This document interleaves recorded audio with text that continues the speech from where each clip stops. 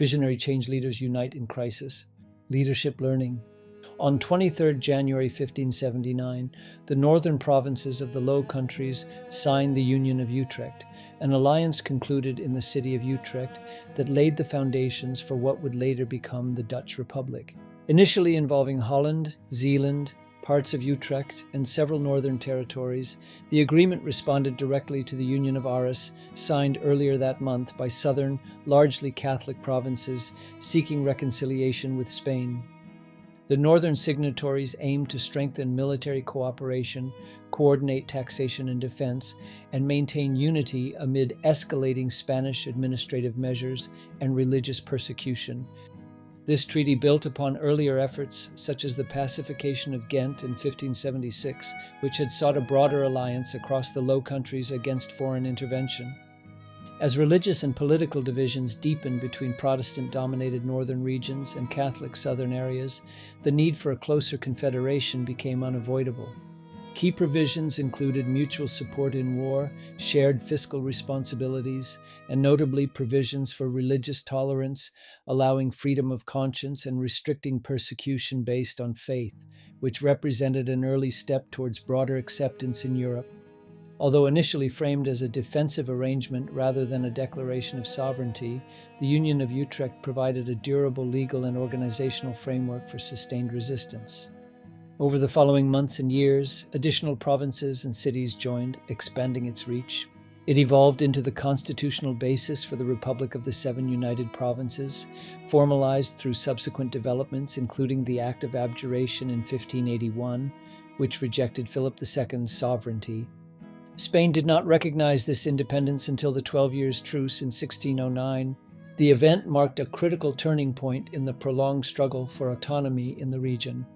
By prioritizing joint defense and decentralized governance over centralized authority, it countered the threat of fragmentation and external domination.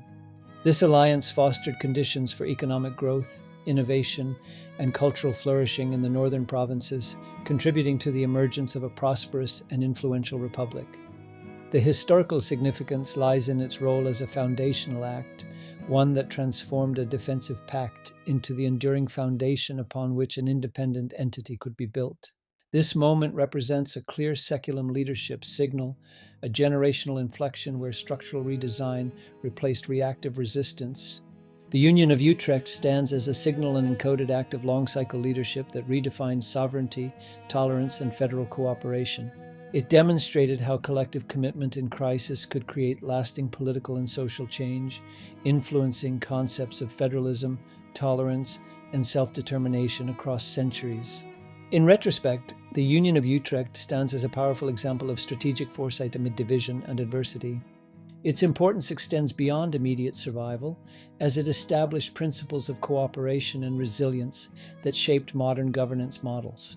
The impact was profound, enabling the northern Low Countries to evolve into a major European power while preserving regional identities and promoting relative tolerance, outcomes that continue to resonate in discussions of unity and adaptation in turbulent times. Change leadership lessons. The Union of Utrecht illustrates how leadership judgment under pressure determines whether unity fragments or endures. Leaders of change confront structural realities early, recognizing that durable progress depends on acknowledging conditions rather than promoting aspiration alone. They establish disciplined governance frameworks that enable cooperation and coordinated action, even when consensus is incomplete and trust remains fragile. Change leaders respect difference across groups and interests, understanding that stability increases when diversity is managed rather than suppressed. They reinforce direction through sustained intervention, knowing that change fails when leadership attention dissipates after initial decisions. Leaders of change treat learning as an ongoing responsibility, refining systems through action and experience rather than assuming any solution is final. Summary leadership quote: "Change succeeds when leaders confront shared reality, design disciplined structures, respect difference, adapt continuously, and act decisively to sustain collective progress." Application: change leadership responsibility 1. Articulate a change vision. The Union of Utrecht illustrates how enduring transformation begins when leaders articulate a shared future grounded in political reality rather than imposed uniformity. Change falters when future direction is framed around abstract ideals or centralized assumptions that ignore lived conditions across the system. Articulating a credible change vision requires leaders to define the future experience the organization is committed to deliver before fragmentation or resistance forces reactive compromise.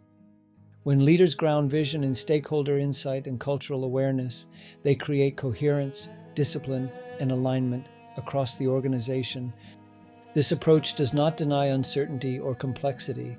It acknowledges them while remaining unequivocal about direction.